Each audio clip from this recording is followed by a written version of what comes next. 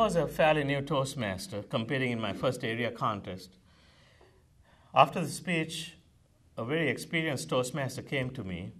I looked at her badge, and I looked at it and I noticed that she was an advanced Toastmaster. And she said, "Dilip, I heard your speech. I believe you can go all the way." I said, "What do you mean?" She said, "I believe you have what it takes to get to the World Championship of Public Speaking." I said, "Really?" And because she was an advanced Toastmaster and had been to many contests, I thought, well, maybe it's possible. I never even thought of that. And she kept telling me, encouraging me. That year I went on to win the district level contest, did not win at the next level contest, but she had started a spark in my heart. So the next year when a job change took me close to Washington, D.C., and I heard that the International Speech Contest finals were going to be held in Washington, D.C., I had to go. And I listened to 9 of the finest Toastmaster speakers in the entire world compete. And I thought, wow, I have a long way to go. On the way out, there were 1,500 people in that audience. On the way out, I bumped into somebody. I said, "Excuse me." She said, "Excuse me." We turned around to see who it was. It was my friend Kelly Weber. What's the chance of that happening in that audience? I think it was destiny. Kelly pulled me aside and said, "Dilip, now when you get up on that stage one day, I want you to remember these things." Kelly wouldn't let me think that I could not do it. She insisted that I had what it takes. And so that flame grew brighter. It became a fire that drove me to compete. 4 years later, I was on the World Championship of Public Speaking stage. And I was especially excited when I heard that Kelly Weber was in the audience somewhere.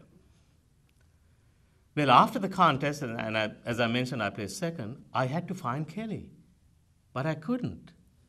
Then someone told me, "I think she has got very ill. Better ask her husband." We found that Kelly has acute diabetes and she couldn't make it to the contest. Well, my wife and I got permission to go see her in her room. And Kelly Weber had changed so much. That disease had ravaged her so much. I took Kelly's hand and said, "Kelly, remember when you believed in me and told me that one day I'd make it to the World Championship?" And for a moment it seemed that spark came back into Kelly's eyes. And she smiled. And even that took some effort. I said, "I remember." I said, "Thank you, Kelly. Thank you." We talked for a little bit, but I could see that she was tiring. So we kissed and embraced and said goodbye. My wife and I flew back to our home the next day. And that evening we got a call from the president of Toastmasters International saying that Kelly's husband had asked him to call us to let us know that Kelly Weber passed away 24 hours after my speech.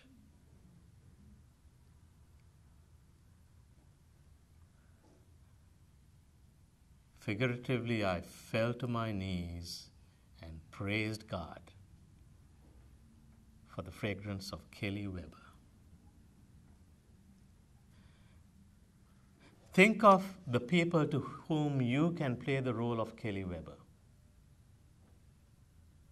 I believe that every one of us has the opportunity to bless somebody. And if we withhold that blessing will never be given.